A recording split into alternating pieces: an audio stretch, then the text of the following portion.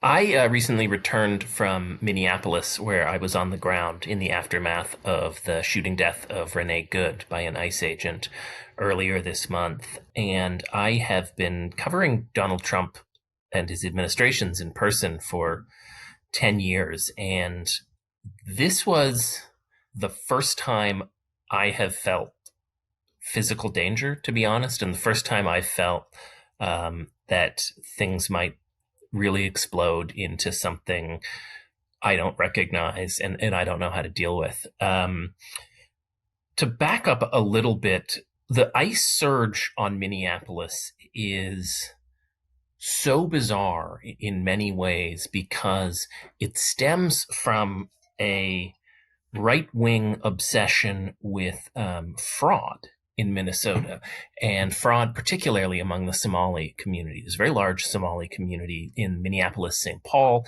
80 to 90,000 people. There's been a scandal over the last several years, really since COVID, about benefits fraud. Many of those arrested and convicted have been of Somali descent. And this has taken on its whole weird life in the right wing ecosystem, where it is fed into this idea that Somali refugees have taken over and are ripping off the state of Minnesota to the tune of billions and billions of dollars, which is really what spurred this unprecedented influx of thousands of Immigration and Customs Enforcement and Border Patrol agents into Minneapolis, St. Paul. The really bizarre thing about this is that the overwhelming number of the Somali community in Minneapolis, St. Paul, are American citizens. I mean, these are people who first started coming over in the early 1990s as refugees, as the chaos in that state was really kicking off, and have been here for decades, deep, deep roots. So there's really no immigration and customs enforcement to be done. These are citizens. And what you have instead then are these thousands of armed officers, essentially going door to door, going neighborhood to neighborhood, asking people with accents, asking anyone who's brown, anyone who's black, where are you from? Let me see your papers. Where are you from? Let me see your papers. And it has created just an atmosphere of fear that is really palpable. I talked to a middle school teacher who told me about half her students are no longer coming to class. She works in a heavily immigrant neighborhood. Their parents are so afraid their kids are going to get kidnapped going to or from school that they're just not showing up anymore. The ones who do show up, she teaches social studies, are asking, these are sixth graders, they're asking,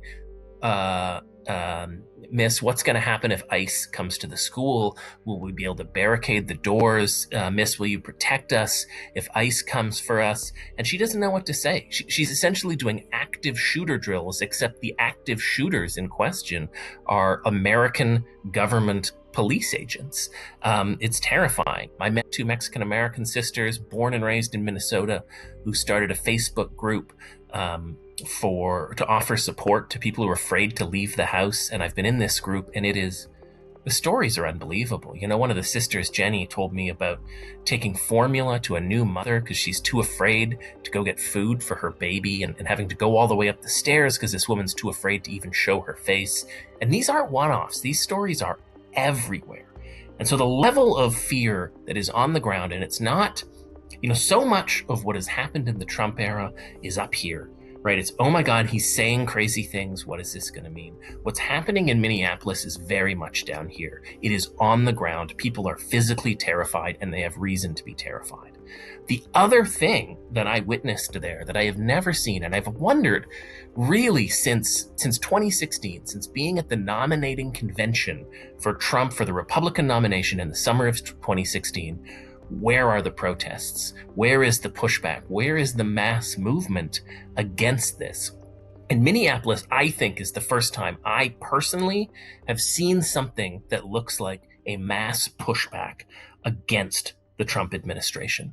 I spent this afternoon driving around with this activist named Will Stansel, and he is part of a really large group of people who've coordinated to get together to warn their neighbors if ICE is in the neighborhood. I spent about 2 hours with this guy, and we saw multiple convoys going through a neighborhood I'd compare to something like Roncesvalles in Toronto. You just have to imagine mass convoys of armed federal troops, federal cops, driving through Roncesvalles, leaping out of their truck, grabbing brown people, chucking them in the car. That's what I saw. This is not an exaggeration. And the thing is, as soon as locals see these trucks, and I'm not just talking about hardcore activists, I'm talking about people who happen to be in a pizza restaurant across the street. They are jumping out, they're blowing whistles, they're honking their horn, they're screaming. I heard so many different people from so many different demographics curse out ICE agents that it was, on the one hand, really scary, and on the one hand, I think really hopeful, because I think it indicates that there is a level of pushback from normal people whose lives have by and large remained comfortable, as brown people, as non-documented people, as trans people have been the ones to suffer so far under the Trump administration. And what I saw in Minneapolis is some of that pushback spreading out to more people, spreading out to the mainstream.